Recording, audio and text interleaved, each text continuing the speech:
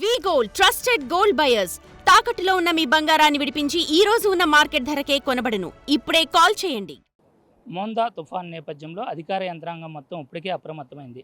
ప్రత్యేక అధికారి కోనా శశిధర్తో పాటు జిల్లా కలెక్టర్ ఆధ్వర్యంలో ఇటు పోలీస్, రెవెన్యూ, విద్యుత్ అన్ని శాఖల అధికారులు కూడా తుఫాను ప్రభావం నుంచి ప్రజలను రక్షించేందుకు అవసరమైన చర్యలన్నింటినీ కూడా చేపట్టడం జరిగింది. ఇప్పుడు మనం ప్రస్తుతం కొత్తపట్నం సముద్రం తీరం వద్ద ఉన్న ఒంగోలు డీఎస్పీ ఇక్కడ సహాయక చర్యలను పర్యవేక్షించడమే కాకుండా ప్రజల్లో అవేర్నెస్ తీసుకువచ్చేందుకు ఇక్కడికి తీరం వద్దకు వచ్చి ఉన్నారు. ఆయన అడిగి మరిన్ని వివరాలు తెలుసుకుందాం. సార్, ఈ మోందా తుఫాను ప్రభావం 27 ఈరోజు, రేపు, ఎల్లుండి 3 రోజుల పాటు తీవ్రంగా ఉంటుంది అనే నేపథ్యంలో ఇప్పటికే అనేక చర్యలు తీసుకున్నారు.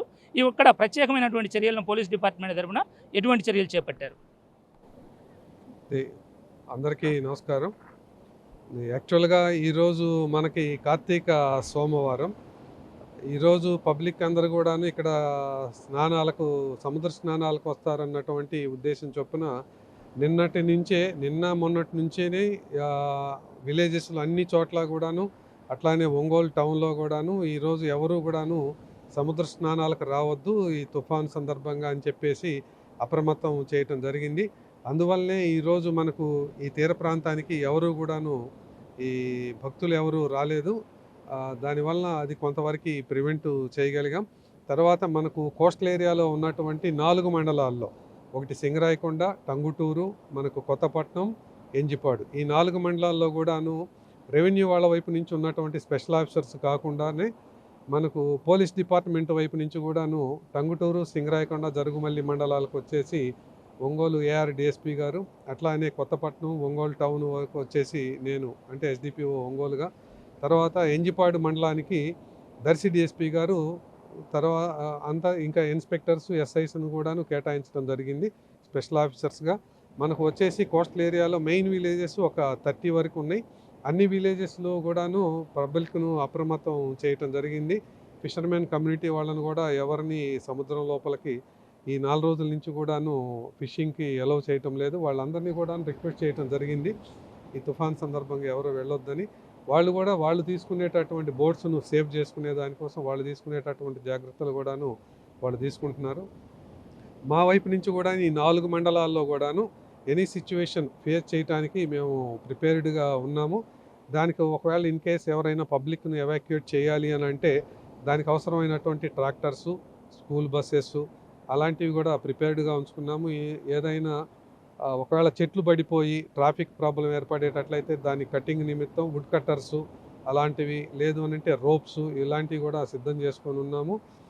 తర్వాత హైవే మీద మనకి ఎప్పుడైనా ప్రాబ్లం కనుక వచ్చినట్లయితే, ఏదైనా ట్రాఫిక్ జామ్ అయ్యేటట్లయితే మనకు ఎమర్జెన్సీ పాయింట్స్, ల్యాండింగ్ పాయింట్స్ ఉన్నాయి.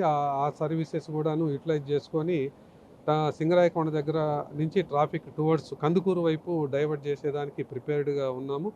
అట్లానే హైవే మీద కూడా 2 ఆఫీసర్స్ని డిప్లాయ్ చేయటం జరిగింది. ఎస్పీ గారు మనకు సింగరాయకొండ నుంచి ఒంగోలు వరకు సిఐ కొండేపి, ఒక ఒంగోలు నుంచి తర్వాత మనకు మద్దిపాడు వైపుకు సిఐ కంబం, వీళ్ళు స్పెషల్ ఆఫీసర్స్గా ఉన్నారు. ఇన్ కేస్ ఏదైనా ట్రాఫిక్ ప్రాబ్లం ఏర్పడినట్లయితే వాళ్ళు దాన్ని క్లియర్ చేసేదానికి ప్రిపేర్డ్గా ఉన్నారు. అయితే సార్, ఇక్కడ ఈ మోంతా తుఫాన్ అనేది భారీ గాలులతో కూడుకొని ఉంటుంది. సుమారు తీరం దాటేటువంటి సమయంలో, అంటే 28వ తేదీ కావచ్చు, తీరం దాటే సమయంలో భారీ గాలులు సుమారు 100 నుంచి 110 కిలోమీటర్ల వేగంతో గాలులు వేస్తాయంటున్నారు. దీని పట్ల ఏమైనా ప్రత్యేకమైన జాగ్రత్తలు తీసుకున్నారా? అదే ఆ ప్రిపరేషన్లో భాగంగానే నేను ఇప్పుడు చెప్పింది. అట్లా హెవీ విండ్స్ కనుక ఉన్నట్లయితే మనకు డ్యామేజ్ జరిగేటటువంటిది హ్యాబిటేషన్స్, చిన్న హ్యాబిటేషన్స్ ఉన్నట్లయితే వాళ్ళను ఎవాక్యుయేట్ చేసేదానికి కూడాను రెవెన్యూ వాళ్ళు మేము కూడాను ప్రిపేర్డ్గా ఉన్నాం. ఎక్కడెక్కడ లో లయింగ్ హ్యాబిటేషన్స్ ఉన్నాయి అన్నది కూడాను ఐడెంటిఫై చేయడం జరిగింది. ఈ హెవీ విండ్స్ సమయంలో మనకు ఎలక్ట్రికల్ పోల్స్ కానీ, లేదనంటే ట్రీస్కి మనకు రోడ్డుకి అడ్డం బట్టి ట్రాన్స్పోర్టేషన్కు ప్రాబ్లం ఏర్పడే అవకాశం ఉంది కనుక వాటిని ఇమీడియట్గా రిమూవ్ చేసే దానికోసం జేసీబీలు, వుడ్ కట్టింగ్ మెటీరియల్ ఇవన్నీ కూడాను ప్రిపేర్ చేసుకొని రెడీగానే ఉన్నాం.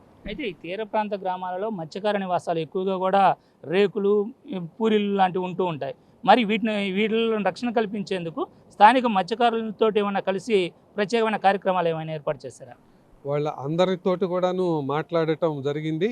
మనకు తీర ప్రాంతంలో ఉన్నటువంటి ప్రతి ఒక్క విలేజ్లో కూడాను తుఫాను షెల్టర్స్ ఉన్నాయి.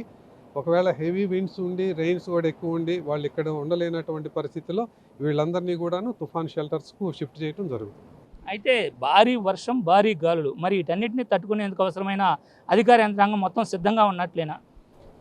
మొత్తం అందరం సిద్ధంగానే ఉన్నాం. రెవెన్యూ డిపార్ట్మెంట్ వైపు నుంచి కానీ అదర్ లైన్ డిపార్ట్మెంట్స్, పోలీస్ వైపు నుంచి అందరం ప్రిపేర్డ్గానే ఉన్నాము. ఎటువంటి ప్రాణ నష్టం, పశు నష్టం జరగకుండా చూడాలన్నటువంటిది మా ఉద్దేశం. ఇది ప్రస్తుతం ఇక్కడ ఉన్న పరిస్థితి. ఇటు తీర ప్రాంత గ్రామాలు మరియు లోతట్టు ప్రాంతాల్లో ఉండేటువంటి వారిని ఇప్పటికే అప్రమత్తం చేయడంతో పాటుగా స్థానిక మత్స్యకారులతో కూడా ప్రత్యేకమైనటువంటి సమావేశాలను ఏర్పాటు చేసి వారందరూ కూడా తగిన జాగ్రత్తలు తీసుకునే విధంగా కూడా ఇప్పటికే చర్యలు చేపట్టడం జరిగింది. తుఫాను ప్రభావం ఎంత తీవ్రంగా ఉన్నప్పటికీ కూడా దాని ప్రభావాన్ని తట్టుకునేందుకు అవసరమైన అధికార యంత్రాంగం మొత్తం కూడా సిద్ధంగా ఉందని డిఎస్పీ గారు మనతో చెప్తూ ఉన్నారు. కొత్తపట్నం బీచ్ నుండి వీడియో జర్నలిస్ట్ చంటితో శ్రీనివాస్, బిగ్ టీవీ.